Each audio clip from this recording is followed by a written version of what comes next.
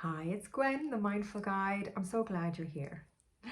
This week's video is giving you 3 mindfulness-based ways you can stop overthinking. You'll want to stick around until the end because I'm going to give you a recap and 3 clear actions to take so you can dial down the worries of the mind. Okay, let's dive straight in. So number 1, bust the myth that you can stop your thoughts, that you can stop them in their tracks and completely clear your mind, because you can't.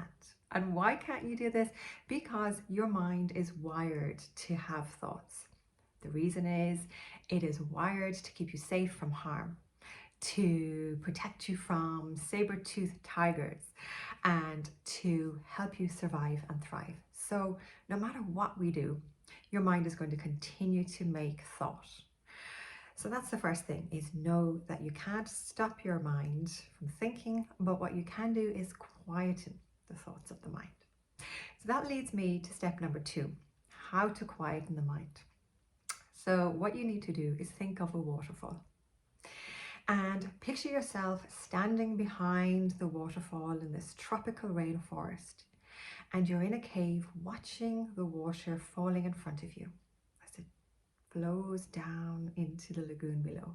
But you're standing safely behind in this warm tropical cave, and you are just almost feeling the mist of the water on your face, but you are simply unattached and observing the water as it flows down.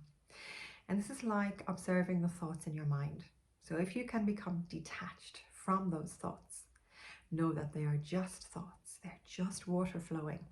And you can stand back, let them be there, allowing them, but just observing them and not jumping into that waterfall with them. You're standing safely behind. So that's number 2. That's how you can quieten the power overthinking and all of these thoughts have, is if you detach yourself from it and simply observe them. And it leads me to step number 3, which is, you might be wondering, well, that sounds great to detach, but I can't do that. Well, you're not going to be able to do that until you take action number 3, which is soften your mood. So if you are lying in bed and you can't sleep because you have all of these thoughts, you have thoughts about the past, what happened in the day, things you wish you did differently, things you wish you said but you didn't. Did you do the right thing? Did you do the wrong thing? And if you are getting frustrated and you're fighting these thoughts and you're wishing your mind would stop the thoughts from coming, you're in really a battle with your mind, and that you're not going to win that battle. So the third tip, the third mindful way to do this, is to soften your mood and to give yourself the space and the gentleness to say, okay, these thoughts are here. I'm not going to fight them. They're here. They're going to be here. My mind is helping me survive, to do my best, to be my best. And I'm going to just let them here. And I know what you'll see happen is automatically your thoughts will start to quieten, because they feel they're being heard and there isn't a fight. And when you do that, your mind will soften, your body will soften, and sleep will come a lot more easier if you are just in a way of friendliness towards the thoughts that are here.